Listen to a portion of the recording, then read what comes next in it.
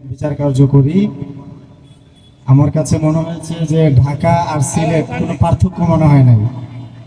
মনে হয়েছে যেন আমি ঢাকাতেই কোথাও প্রতিযোগিতা নিচ্ছি, কারণ এত ভালো ভালো ছাত্র মাশাআল্লাহ।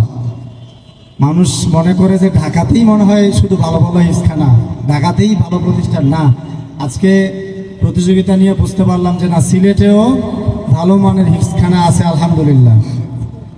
তো প্রতিযোগী ভাইদের উদ্দেশ্যে বলবো যে আপনাদের ইয়াদ আরও বেশি মজবুত করতে হবে। আমরা এখানে যেই সমস্ত আমরা যারা বিচারক আছি, আমরা যে সোয়ালগুলো তোমাদেরকে ধরেছি, সোয়ালগুলো কিন্তু অতটা হার্ড না। সবাই সবার জায়গা থেকে একটু হার্ডও করেছে, আবার সহজও করেছে। তো সেই জন্য আমি তোমাদেরকে বলবো ইয়াদ আরও মজবুত করতে হবে ইনশাআল্লাহ। তারপরে পাশাপাশি তাজবিদের ব্যাপারগুলো, হরফ উচ্চারণ, মদ, গুন্না, সিফাত, এগুলো আরও পরিপূর্ণভাবে আদায় করে তেলাওয়াত করার চেষ্টা করতে হবে।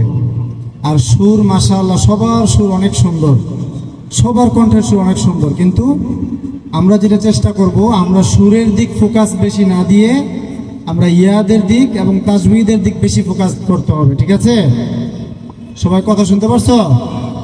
ইয়াদ এবং তাজবিদ, এই দুইটা জিনিস যাদের মজবুত হয়ে যাবে, এই দুইটা জিনিস যাদের পরিপূর্ণ হয়ে যাবে, তাদের গলা দিয়ে কণ্ঠ দিয়ে সুর এমনিই আসতে থাকবে। তখন সুরের জন্য আলাদা চেষ্টা করতে হবে না ইনশাআল্লাহ। বুঝতে পারছো?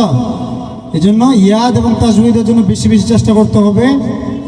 আমার পক্ষ থেকে সবার জন্য অনেক অনেক দোয়া এবং ভালোবাসা। আমিও তোমাদের কাছে দোয়া চাই। আসসালামু আলাইকুম।